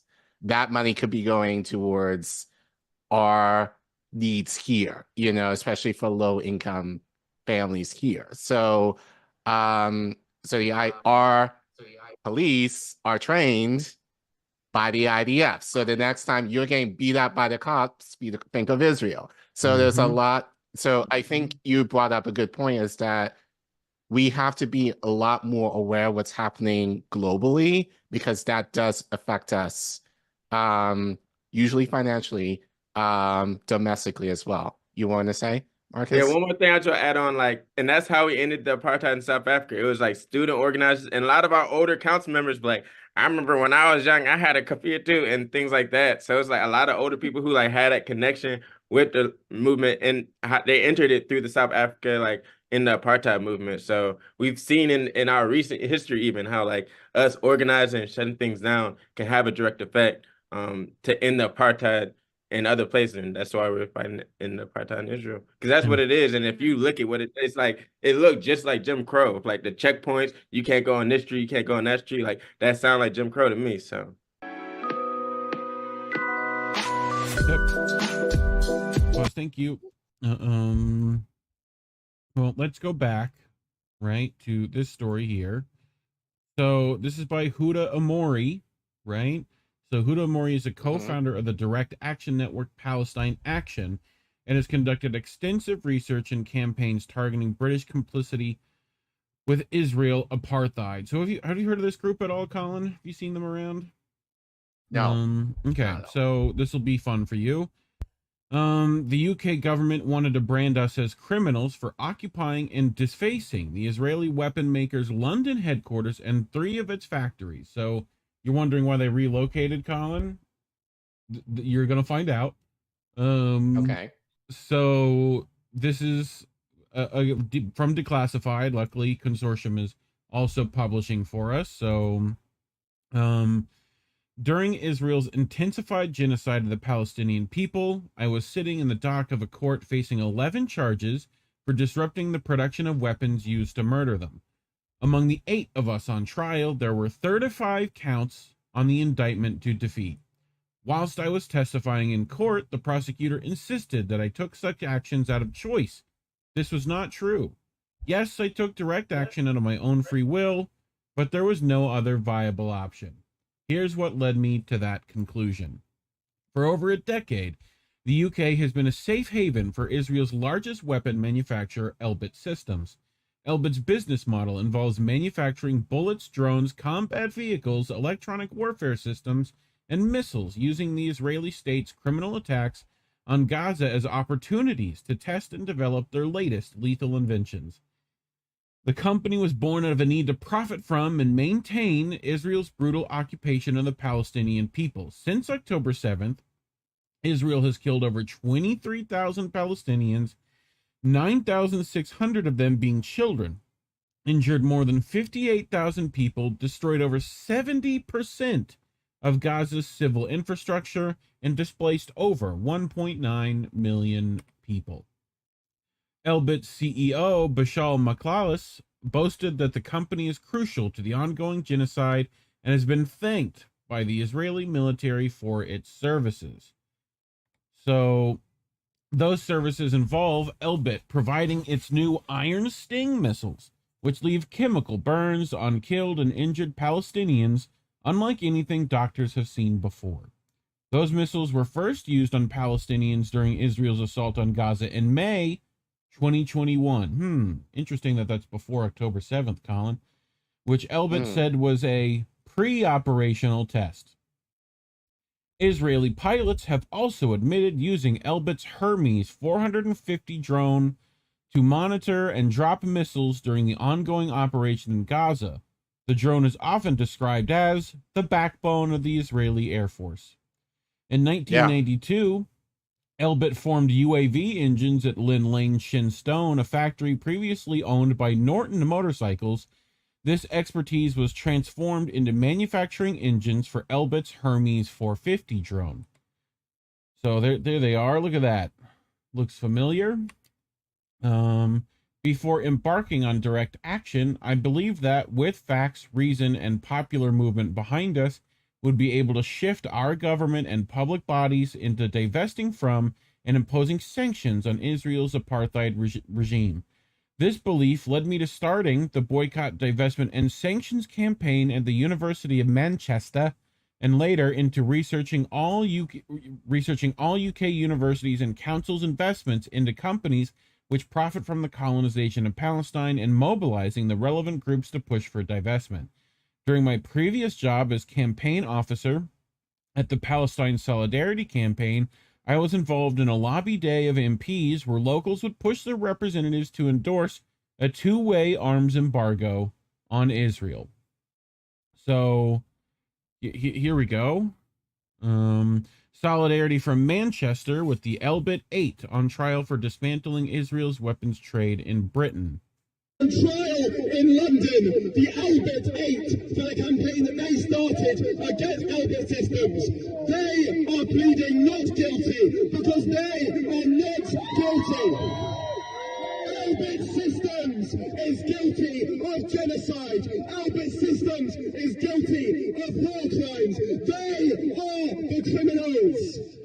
Elbit, we stand with the Elbit 8. We stand with the Elbit 8. We stand with the Elbit 8. We stand with the Elbit 8. We stand with the Elbit 8. We stand with the Elbit 8. Look at that, Collin. No one was saying to be there. So again, this was pre-October 7th. Yes. Well, ongoing stuff from these people. So ongoing, but this is not recent. This was last year. Yes. So these efforts were in conjunction with many pushing for Jeremy Corbyn's Labour Party to support an arms embargo. She's trying to point out how many times they went to politicians. Yeah. Right. So, which eventually, for the first time in political history, became a 2019 manifesto pledge. Okay. So that's what they managed to do, was get Jeremy Corbyn to support this. However, all our efforts fell short of bringing about material change. The issue wasn't just that our pleas were falling on deaf ears, it was that we were appealing to the very institutions which were responsible for driving the colonization of Palestine. The issue wasn't just that our appeals were falling on deaf ears, right? With the democratic process failing to create change, I'll read that again. With the democratic process failing to create change, and with Elbit continuing to manufacture Israeli weapons on British soil, I was left with two options. Continue with tactics which were failing, or take direct action to shut Elbit down. And many others chose the latter. That's what led to the formation of Palestine Action, and ultimately to me being in a dock for 6 weeks on trial in Sherbrooke Crown Court. The trial. The 8 of us were on trial because the state wanted to brand us as criminals for occupying and defacing Elbit London's headquarters and its weapon factories in Kent, Oldham, and Shinstone. Wait. They were on trial for that. Yes. Yep. I thought it was more serious than that. So they just put graffiti on their buildings. You'll see. So the Elbit 8 were sick of appealing to the government to stop killing our brothers and sisters in Palestine. Let's see what they have to say.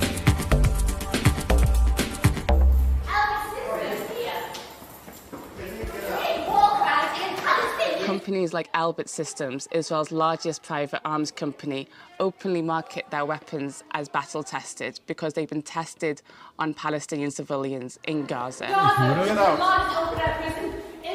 There's been occupations of their factories, there's been damage to their factories, and at no time have they carried on with the prosecution. A recent case they dropped once we released information on what we knew about their company and how dodgy they are. And we believe that's because there's other things that could be found out and would come to light. Elbit is complicit in war crimes. It's financing, it's supplying and arming Israel's brutal regime against the Palestinian people, and it's happening here.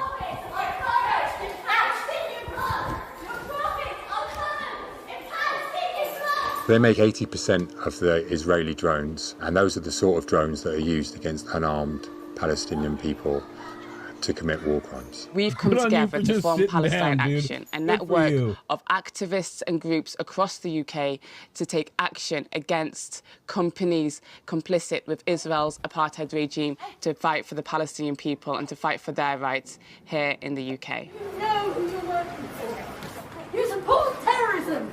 You support violence. You see Grandma out there? Yeah. Like, don't tell me it's just a youth thing. Yeah, hold on. Yes. Just want to read. There you go. The UK has licensed 376 million pounds for arms sales to Israel since 2015. The UK government admits it's likely that UK-made arms have been used against Palestinians. It's likely. Yep. Yep. Go to PalestinianAction.org for more info. So, we knew that no matter what the final result was, we'd already succeeded. Palestine Action was now a global movement posing a genuine threat to Elbit global expansion and manufacture of weapons for Israel. This trial was an opportunity to continue the fight within the courtroom and make it clear that we pled not guilty because Elbit is guilty, not those who act to stop them. For this prosecution... I just wonder... Yes. I'm sorry. I just wonder if this got media coverage. Some. Not much. Yeah. You know, like those of us who are in the know about them. Like I know Misty was, when people were out in the streets and like blocking traffic and bridges, they were like, no, go Elbit Systems, South Carolina, like, go there, not like real people's daily commutes. Although I'm kind of down for that too, but whatever. For the prosecution, Ofer Meishnar, chief of Elbit's global security, submitted a statement on the damage we'd caused to the firm's UK division. Our defense team demanded Meishnar come in person so we could put our questions to him. In response, the Israeli government wrote a letter stating Meishnar was of crucial importance to the Israeli government at the time and was not allowed to leave its jurisdiction. This summed up the forces we were up against. Instead of Meishnar, Paul M., Elbit UK's new chief security officer, was called to give evidence in the trial. He had only been working for Elbit for 9 months at this point. So here we go. Snares Books Crown Court was filed with solidarity as the trial of the Elbit 8 began. The 8 are on trial for actions against Israel's weapons trade across the first 6 months of our movement.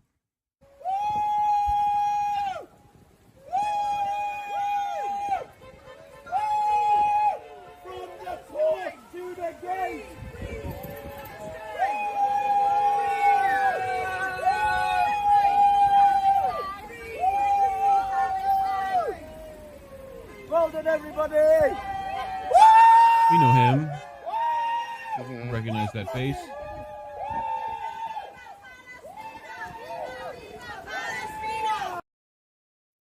So again, this was in 2022. Yeah. Yep. Well, this was 2023. Okay. November 13th. Okay, well. Yes. This trial was taking place during like the biggest parts of Palestine's, atrocity. So they had started this before. Before that, right. Right. So although he claimed to have little to no knowledge of what Elbit UK makes, of course he fucking, bro, you're the security chief, like, bro.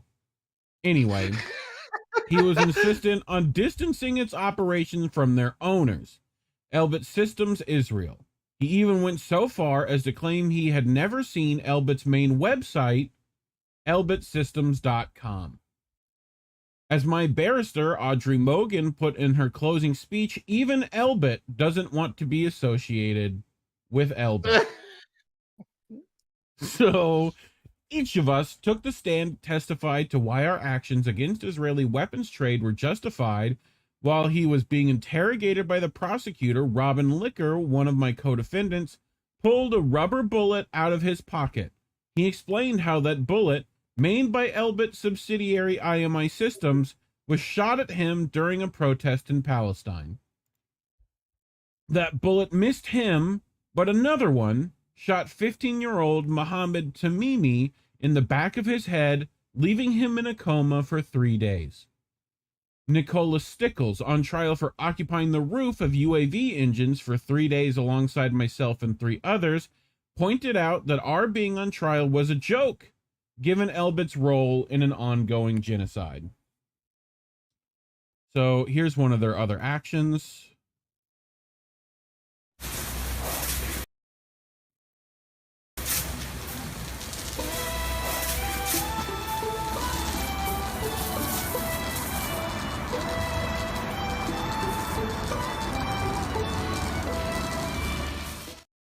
So, painting up this place red. I mean, again, this is what they're on trial for. Headquarters in central London.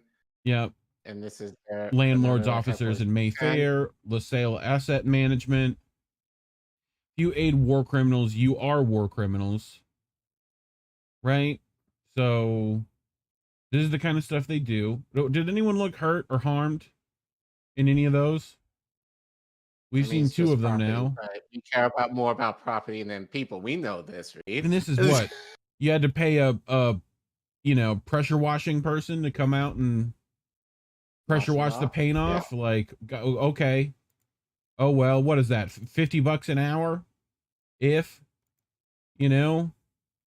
So the judge. This is what's funny. So the judge didn't appreciate her calling out this hypocrisy and urged her to respect the court. After explaining my Palestinian and Iraqi heritage on the stand, the prosecution asked me a litany of ridiculous questions. Who was the governing body of Palestine? Who was supplying weapons to Hamas? Were Jewish students scared after I passed the BDS motion at the University of Manchester? God.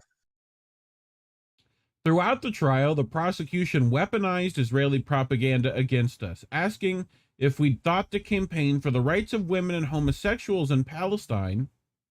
Okay, we've covered why that's bullshit.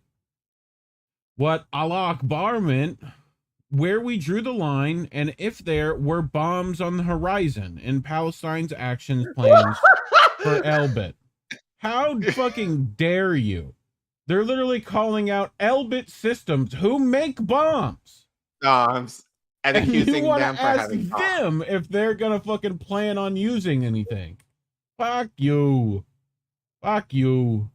Despite all us going into detail of how we were aware of our legal right to prevent a greater crime, acting to save lives and prevent the further destruction of Palestine, the judge only allowed the jury to consider our innocence based on our defense consent. We argued that the owners of the buildings were targeted would agree with our actions if they were aware of the full extent of Elbit's crimes. After 5 weeks of evidence, the jury deliberated for a week on the different counts we faced. In total, we were acquitted on 13 counts against us. Richard Barnard was convicted on 1 count of criminal damage against Elbit's Oldham factory after he said he didn't believe Elbit, who owned that factory, would consent. Shortly after delivering the guilty verdict, the jury asked if it could be changed. Okay, it could not. The jury could not come to a majority decision on the rest of the counts against us, leaving the prosecution to decide on whether they will retrial us on those charges. Ultimately, we walked in facing varying amounts of prison time and received none. I was told if convicted on the charges facing me, I would be looking at 4 to 5 year prison sentence. Yet we all walked out as free people, and 2 of the 8 were acquitted of all charges. An incredible result when facing the British state's wrath for having stood on the right side of history. Look, there's that Iron Sting missile system. Right there. It looks like Israel to me. Whilst our state's complicity in the occupation of Palestine left me with no other viable option than direct action, the personal sacrifice incurred pales in comparison to the consequences of Elbit's weaponry being deployed against the Palestinian people. Not only were our actions effective in disrupting Elbit's weapon production and building a global movement, it allowed us to expose Elbit's crimes in court. To top it off, 3 companies ended their links with Elbit during the trial. It took a 2-year campaign for Fisher German to end their property management of UAV engines, 2 months for IO Associates to stop recruiting Elbit staff, and a day for Naked Creativity to end their web hosting services for Elbit's Leicester factory. Yeah, Leicester. It's like Worcestershire. It's just one of those weird British words, right? So yeah, that's it. Thoughts? I wish they kind of explained. Well, we know, so that's why they moved from the UK. One of. Yep. To the US. And we paid them to do it. So yeah, fun, right? That's why I mean, I was alluding to it last time. We didn't have much time to go into it, so I didn't want to go. Right. I was just wondering if you knew about these people and what they've been doing. This isn't their only action. No. They've thrown bricks at windows and gone into buildings, and like they're real motherfuckers out there. So, but you know what was interesting, and I think this is very cool for them to mention. They did things the right way at first. It wasn't like they started just doing this willy-nilly. They went through the democratic process, talked to their leaders, and basically being like, "This is what's happening. Right. You need to do something." And they said it went nowhere. Right. They said we tried so then that. It was like, right. So there are times when you could be cool, and there are times when you need to act a fool in order to get results. So this is what happened here. And if you're an activist here in the States, talk to them. See what they can do for you, because I'm sure there's some locations here that you can, and I've already seen some of that. People are already at those locations and have done stuff, but like we can do more. Well, here's the thing, like, and I'm not promoting like damaging property in that way. I would not say for you to do that. I would always say, use your power or use whatever power you have to appeal to your council, at least in the States, like your council member, like those who are in power above you. Use whatever means you can to appeal to them first. And I think that's very important that these protesters did that first. So, it's only when that doesn't work, then you do. But the thing is, like, it wasn't like they did this just randomly. They did it knowing we have the means to do it, but also they were prepared. They were well prepared for what they knew was coming to them. So they came with the receipts. So it wasn't just random. And I think we don't talk about that often enough, especially independent media for many of us. It's like, well, we have to do this action and then what? So this shows that they needed time to prepare and make sure everything was kind of copacetic with them, knowing that they were going to trial and knowing that they have to explain their case. Well, and how many people talked about the fact that they went to trial or that they were going to trial? Like, not many. So So that's what we call tactics, which Kwame Ture has talked about constantly while he was alive. We need to be smart, but we also need to talk about strategy, so we don't talk about that often enough. So I think this is a good example of one method of how to do that. But I think most importantly is you have to at least make the attempt to use your leaders in a way to at least make the case to them, even if you know that they're not going to do shit. But at least you can say, at the end of the day, we tried that way, and our politicians didn't listen to us. So this is why we're doing it in a shitty way that you don't necessarily like. But it was just funny that essentially they went to trial basically for defacing property. Like, to me, it would have been that serious for them to go to court for that, or at least have it be like as major as it was. But they won. So, and all, you know, you can make the argument they won regardless because they got some media attention on it. Yeah. You know, but well, let us know what you think can be done. Leave that in the comment down there. You know how this works. Like and subscribe if you haven't already. And, you know, please share. We appreciate all the help we can get. We're heavily suppressed, so any little bit helps. And make that little subscriber number go up. You can do it. You know, we see it going up now all the time. So if you're new, hit that button. But anyway, that's it for tonight. What's coming up this week, Care Bear? Jesse, I know, is going on Hardlands and Trailer Park Pundit, I think, Friday. Yeah. So Indy's been on stuff.